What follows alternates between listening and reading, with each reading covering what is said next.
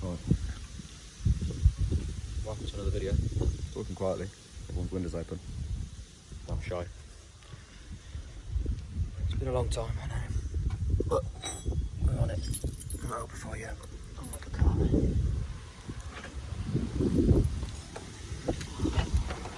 Anyway, that's what we're doing today.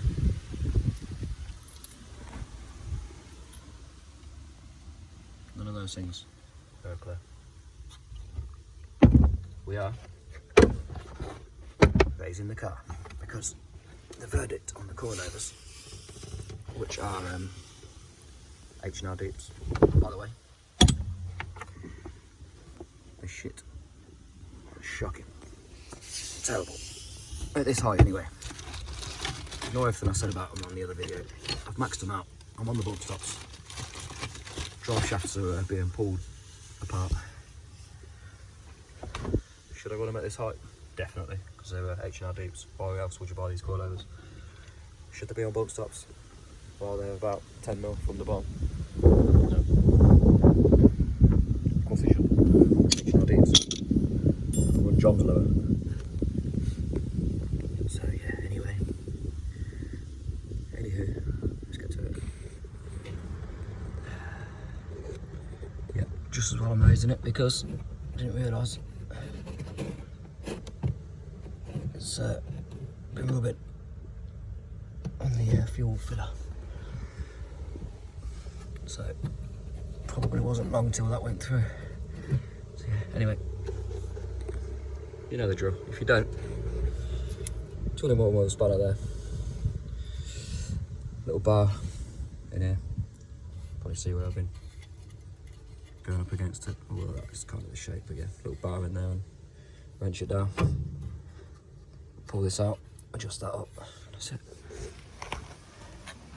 So that's where it is now. And then, yeah, whatever. Let's just see where we go.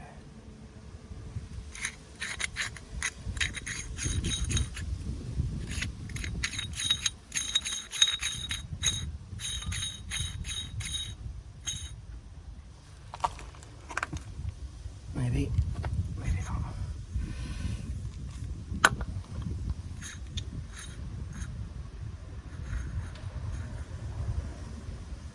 Thing is, kind of got to get this right first time unless you want to keep taking this apart.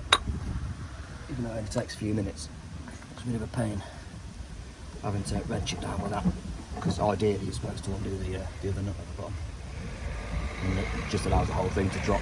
But if you're not doing that, you can still do it like this, especially bear in mind you've got shortened springs in there anyway. So yeah, anyway, that's supposed to go at the top, by the way. I always put it in the bottom because wrenching it in and out, it ends up falling out. Stick it in the top.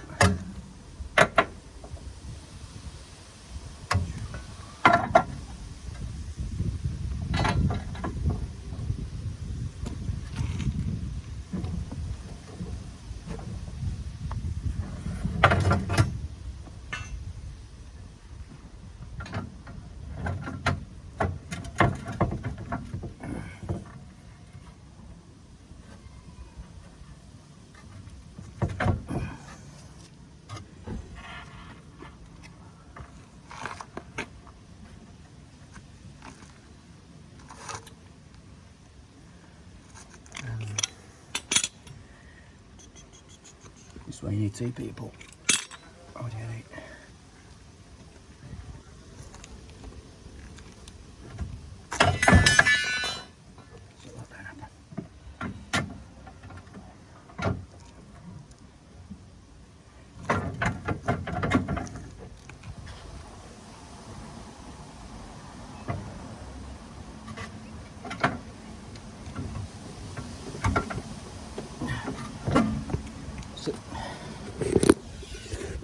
So difficult because I've got that all at the top, as you saw when I adjusted it. So just that into there now. So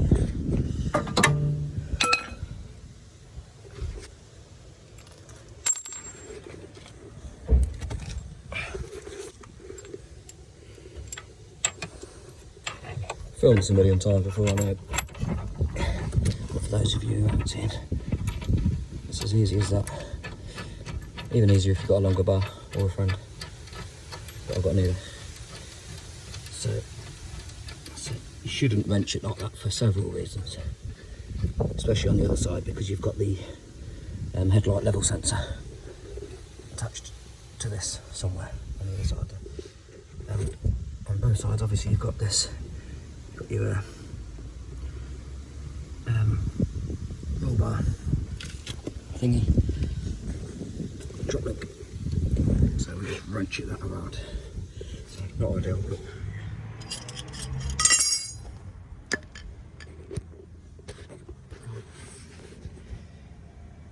get that. Do you see what I mean? It's not even maxed out just yet. It's still on the bump stop, so that needs to go basically back to where it was, I think. Because when I got it, it was kind of low, but yeah, much more drivable.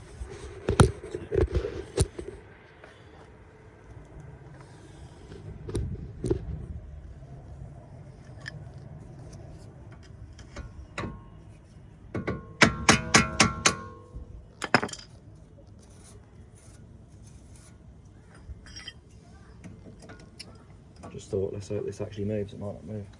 Oh, it does. Happy days. The reason I'm saying that, if you don't know, go back to the other video and you'll see they were seized. So.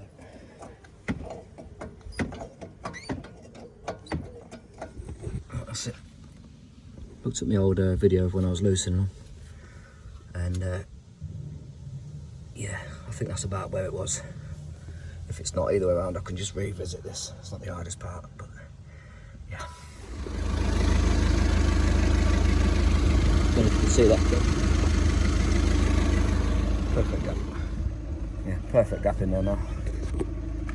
I don't know if you can hear the other side. Hear that? That's the tyre on the arch. On the other side. Also, wheel bearing's gone on the offside front. So another reason why these cars are no good for slamming, unless you want to be fully involved. Over the years of doing this with other cars, I've not had the same issues, which is why my argument is quite strong against doing it on this platform. It's not that much of a big deal. It's not, I'm making out like it's a huge deal. It's not a huge deal, but I like things to be a bit easier than that. Don't get me wrong, I don't mind, I'm a tryer, but I can't be arsed with trying. And for so many years I've done it without too many problems. With this platform, it seems you've got to try quite a lot. They don't sell engine raisers for them. They don't sell shallow sumps for them. You've got to get the chassis notched, which isn't the most ideal thing in the world. And also you've got to do that for not a lot of lows. I am running stock tyres, which is why it makes that noise. So there's an argument to say I could have been more committed. But I don't want to be massively committed to that.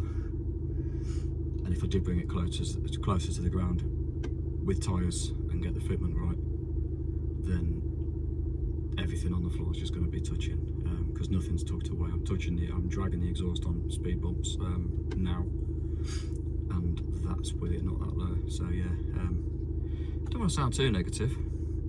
Brilliant car, possibly one of my favourite cars that I've owned so far to date. Nice car, but regarding slamming it, I'd have to be much younger, and it would have to be far earlier days for me in my, slamming days. 46s, I know I always go back to them, if you know that. If you ain't got to watch my videos about 46s, go back and watch them all. Anyway, yeah. Let me stop waffling anyway. I need to do the other side yet. I'm not going to bother filming that because you've seen me do the one side. So, same thing, innit? And then we'll go for a little drive in the next clip. Right. I said the next clip would be me driving it with you, but another little thing, it's that's good. My me headlight sensor light has been coming on and off, and that'll be why. I think that's all the way through. So that's why it's on permanently right now. So I need to repair that, because that goes to, I don't know if you can see that. Yeah, whatever. If you look through there, you can see the little bar. I'm showing you for the people that don't know. Look through the spring, you can see the bar that attaches to the lower arm. It's up there. You can see what it just attaches to there. But yeah, see what I mean? They're just no good. No good at all. It's trapped it between this and this. So this stuff's been going right up here. But yeah, let's see what else it's knackered. I'll let you know.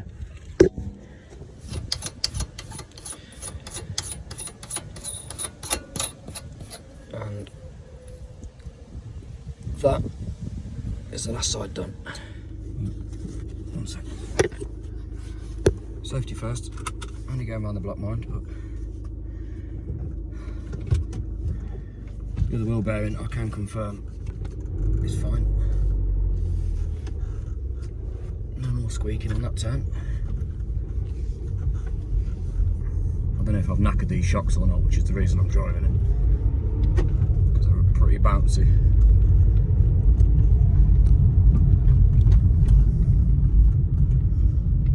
Just want to sort of check that it's bounding and rebounding to a point. Obviously there's only so much I'm going to tell, I know, but it's weird going over the bumps and not having to worry about them. It gets built into you after a while, doesn't it?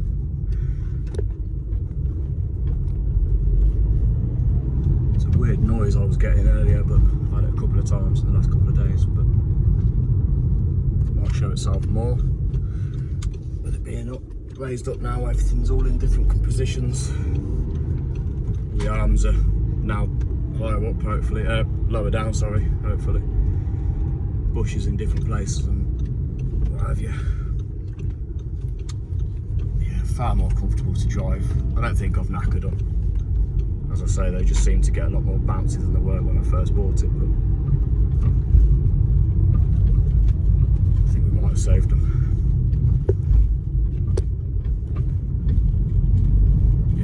Sweet. Just that one wheel bearing, and of course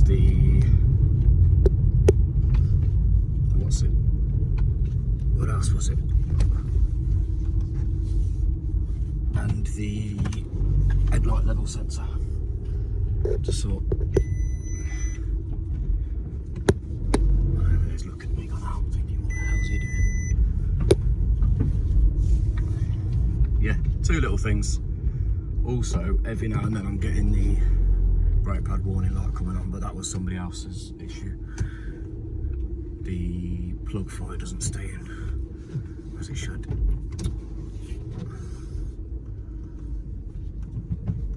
So, yeah, anyway, exhilarating content as always. H&R Deeps. Want to spend £2 grand? No. I didn't spend £2 grand, and I got some money back as well. Healthy. Because I sold the rears. Purely because I didn't go on this car. If you don't know, look back. Like and subscribe, please. Subscribers are still going up, so thank you to the new ones if you're watching this. Even if you're not, thank you anyway. Keep watching. I'll try dropping new videos and whatever. Still a little bit more to come on this car, and then when there isn't, I'll get a different car. Maybe after the summer, maybe closer to the new year, I don't know. As I say, a few things to do. Got a car show to go to coming up, Tracks at Silverstone, 31st of August. So I'm going to be there, the car's going to be there. Well, it's one of them cars that you want to come and see, but I'm parking it in there purely because it's it's a tenner to park inside this year. Last year it was only £2 more, but £10 this year, £5 in the car park outside, like quarter of a mile away, or what, I don't know how far, but probably getting on for half a mile away, in fact, if anything, to be honest, until you're actually in the show. So yeah, save parking the car park, get there nice and early. Yeah, anyway, see you in the next one. Peace.